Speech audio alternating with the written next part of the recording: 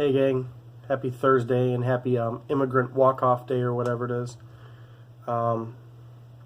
Hopefully, since according to most people we're all immigrants, none of you did anything productive today.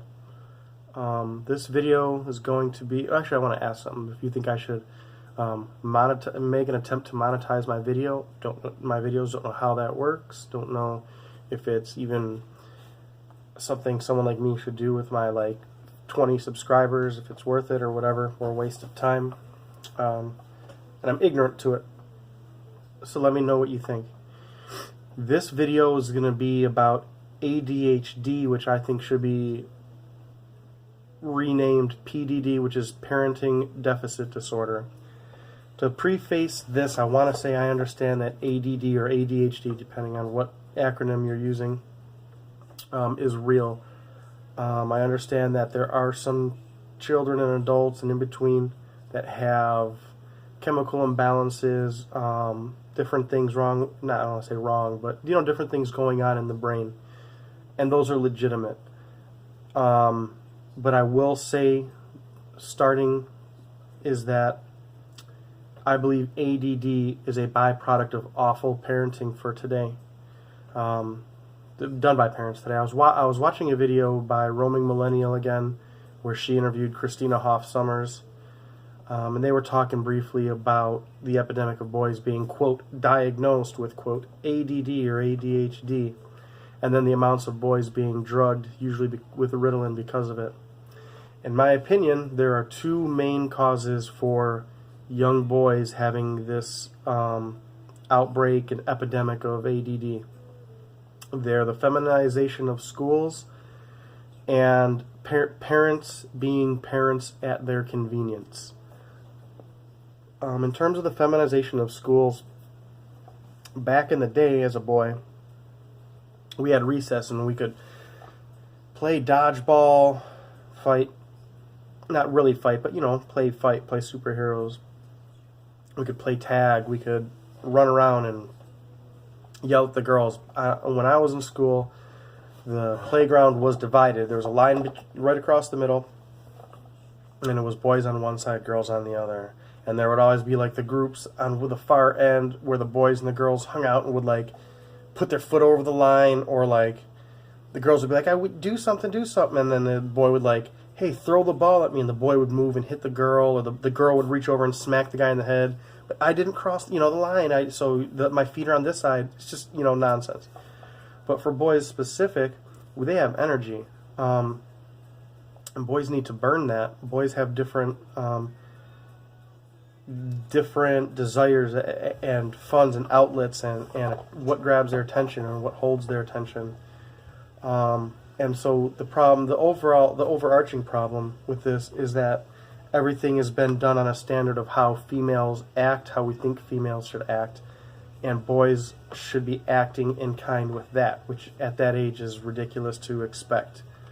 Females are the status quo. Everything is based on females. On top of it, excuse me. On top of that, boys just develop slower at that age. And that includes their, mental faculties up there. They're, from what I hear, usually a year behind females. So expecting them to learn at the same level of a girl and retain the same information, which is presented to them in manners that are meant to teach girls, does not make sense. It's setting the boys up for failure, which goes on to the next part, where teachers are not taught to tend to boys and how to teach boys. And there aren't enough male teachers. Boys tend to respond better to male teachers. And I thought, if I'm not mistaken, both males and female students, boy or girl students, respond better to male teachers. But I know that boys do. And all this comes down to them being inadequately looked after. I don't want to say that these are, teachers or people or parents targeting their boys. But we always have a tendency in society to think that boys will be okay. They're going to grow into men and they'll be okay. And we fawn over girls and make sure that they're okay. We go to make sure that they're going to come out unscathed, or try to, not push them in the right direction, will hold their hand and guide them into the right direction, where boys will just kind of like, go at it. So the feminization of schools is just is ridiculous. Now, I have 3 girls, like I mentioned, and I'm nervous about when my girls get to their age when they're starting to be indoctrinated about how awful the country is, how awful it is to be American, all the horrible things we did. Women were oppressed. Women can't do anything. The wage gap is real. Boys are always going to be more advantaged than you, and you're oppressed, and you're already a victim, even if you don't know it. Even so, there was a UN study, and this was I got from Warren Farrell, who, again, I mean, the guy is amazing. But a UN study found that, I'm going to read this, boys are 33% more likely to score higher on written assignments, which is basically subjective or arbitrary, meaning, 1 + 1 is 2, but me telling you about how my day was could differ on how they grade that. So again, if the boy does a written assignment and the teacher does not know it's a boy, they get scored 33% higher. So it's just something interesting to think about. And again, I don't think a lot of these things are conscious biases. It's the way you as a parent raise your kid. It's a way we as a society expect boys and girls to be treated, and the failure of the school systems to recompensate for what feminism did to school. Feminism over-feminized schools. They didn't equal the playing field. They didn't level it. They stacked it in one other direction. And now boys are suffering all across the board, whether it's associates, bachelors, doctorates. Women are over 50% of the degree getters now. Just something to think about. And now this one I take, going on to the next part of it, parenting at convenience. I think parents these days are awful. Now, there's some people, again, I resort to Stefan Molyneux, who's a philosopher, has a great channel on here. I recommend it. But this is one thing I disagree with. Because he says generally that a lot of the issue is the amount of time that parents have their students. A lot of the time that parents have their children in daycare facilities. And I don't think that's totally accurate. I would say that it's not that more than it is. My kids were all in daycare. For on my wife's week more than me, and then on my weeks they still go for like 6 hours a day maybe. Anyway, and my kids are socially fine. They're not bad. Now, the reason is because when I have my kids, I parent them. I don't take pictures of them and post them on Facebook to show everyone how good of a parent I am. I don't post it to Twitter and Instagram to see how many likes I can get for being a good father. I don't post on Facebook about how much credit I deserve and how much you all should respect me and lavish me as a father. But most parents do that. A lot of single parents do that. A whole ton of single mothers do that. But the point is, kids see you as perfect, okay? And they're wrong. None of us are perfect, aside from me. But I tell people all the time, raising a kid is not about what you tell them to do and not what you tell them not to do. It's about what you do. It's imprinting. Those kids are not going to remember all the things that you said, but they're going to emulate the behavior of the parents because their parents are the gold standard in how you should act. So it's why when you tell your kid don't yell at someone and then you yell at them and yell at your wife or yell at your husband or yell at the neighbor, they're going to yell. Yeah, you told them not to, but that's not what they're going to emulate. They're going to emulate how you act. If you are respectful to people, they're generally going to trump what they learn at daycare. They come home and they look at you. They learn basic math, for example, they learn how to read, and that's great. But I'm talking about the more abstract parts of life, which are arguably, to me, it's my opinion, more important. They can learn to read now or next year. They can learn to read better in high school. They can learn trigonometry in college or in high school, or But once you set that premise to them that they don't need to be respectful, they don't need to pay attention, when you set the precedence forth that you are not going to give them the attention, that's there. And you can tell them, oh yeah, I love you more than anything. Now I'm going to go do my thing.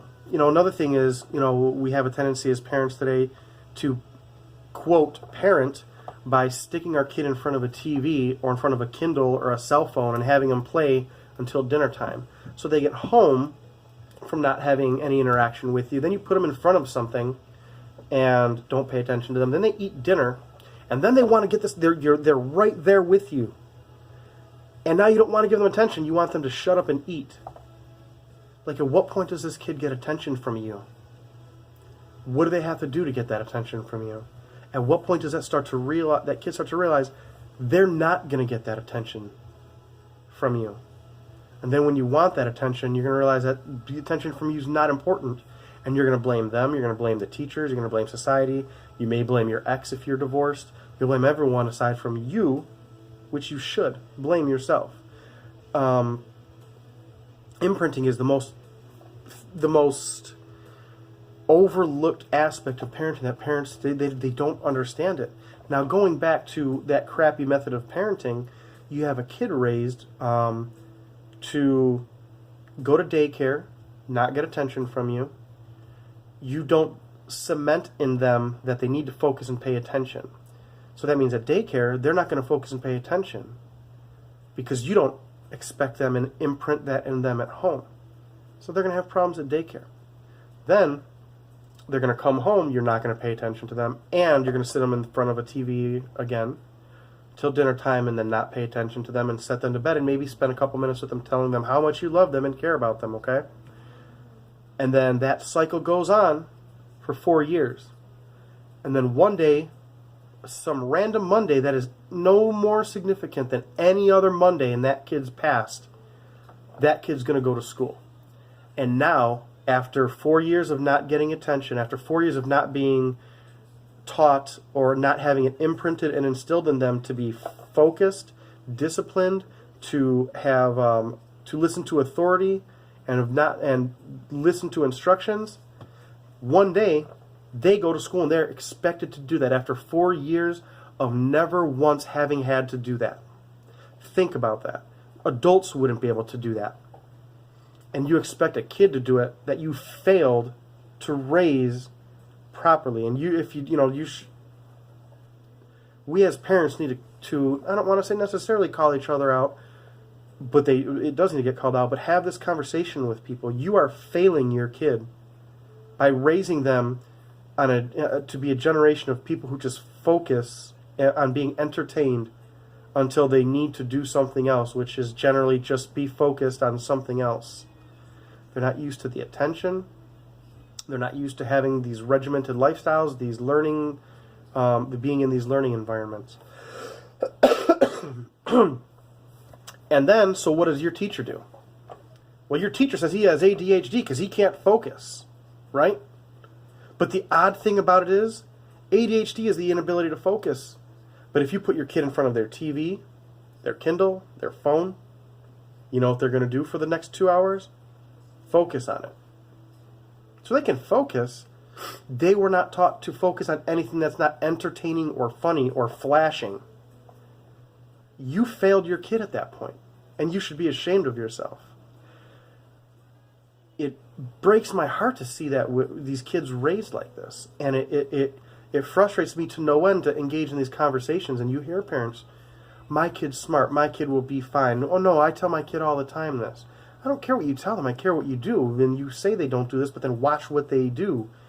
They don't think about that. And then that kid who's been failed by you gets drugged on Ritalin and then is told he's not achieving well in school.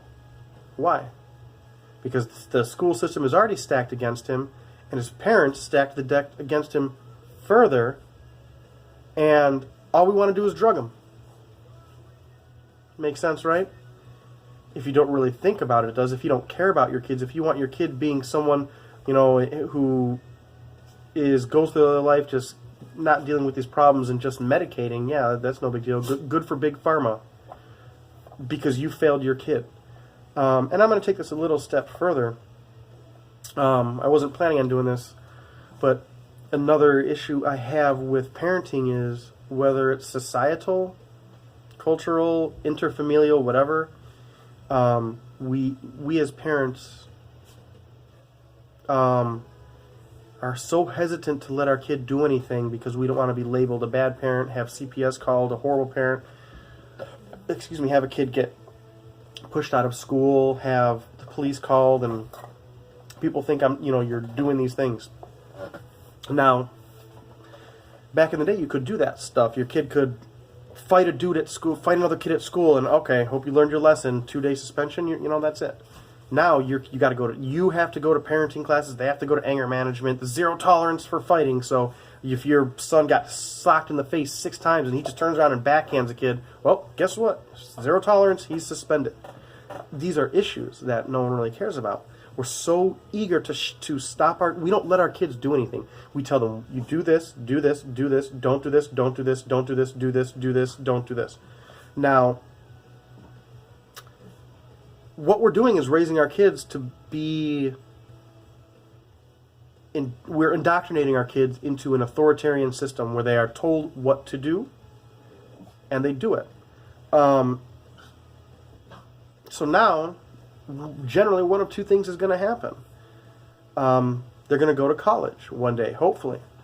And one of 2 things will happen. They will be told by some student there, hey, don't worry about school. Let's go do drugs. Let's have sex. Let's just go party. Let's drink and drive. Because you're not there telling them to do it. And because you've raised your kid to do what's told by someone, this may be a senior or a junior, someone who is good at manipulating people and makes them look like a parental figure to them. I have no reason not to trust this person. Sure, I can smoke crack and then skip a class or 2 and then drink drive to the bar. No big deal. And why not have unprotected sex when I'm at it? They said they're clean. They told me they're clean, so I know they are. And they know that they'll pull out, so I won't get pregnant. We're raising our kids to be perfect little doers. The other flip side of it, which is bad for people like me, and probably a lot of you listening, at that point, if they don't get sucked into that pipeline, they get sucked into the Marxist, SJW, feminist pipeline. Now you have these instructors and professors telling them we need feminism. Women are oppressed. Minorities are oppressed. You can never get anywhere in this world if you're a minority. You're not born with money. You're not 1%. If you're white, you're privileged and should be ashamed of yourself. And what will they do? Okay. Because my parents never taught me decision-making, risk assessment, assessing risk versus reward, internalizing consequences, whether some are worth it, what point is it worth getting in trouble to make a point, or thinking beyond what you're told. You didn't raise your kid like that, but you think they'll be okay. When all your life you've raised them telling them, whoever tells you what to do, whether it's your teacher, mom, dad, uncle, a police officer, you always just do what they say, or else you'll get in trouble. And then I'll look bad, and you'll look bad. And we don't even think to understand how horrible that is, and how we're setting our kids up.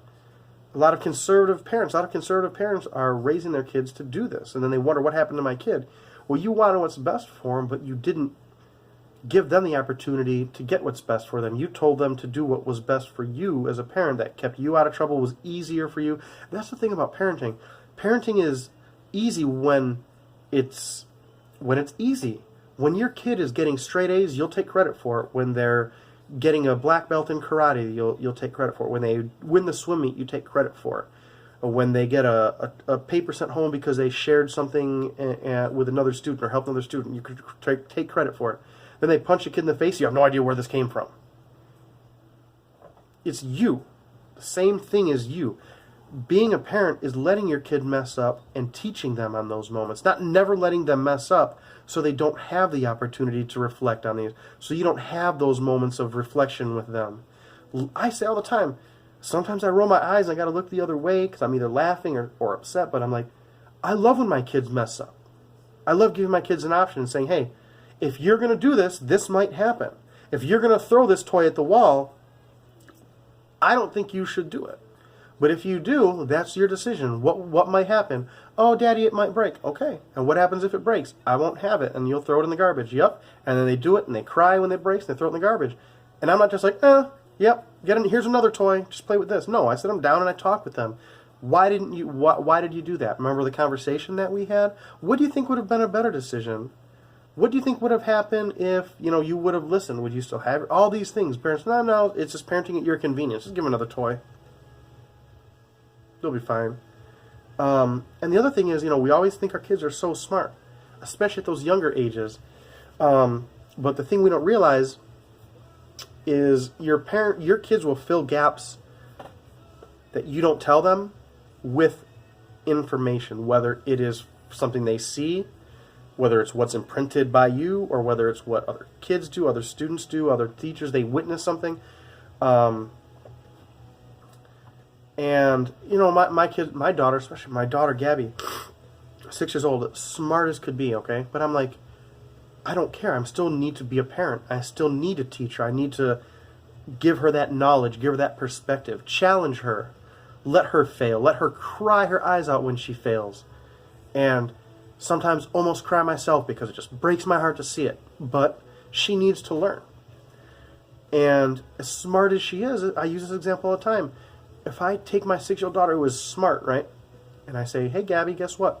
You know how the toilet flushes? Do you know why that does that? No, Daddy, why? Because there's magical fairies and dragons down there, and they need new water, so when you press the button, they start swimming, and moves all the new water in there. You know what she'll do? She'll believe me.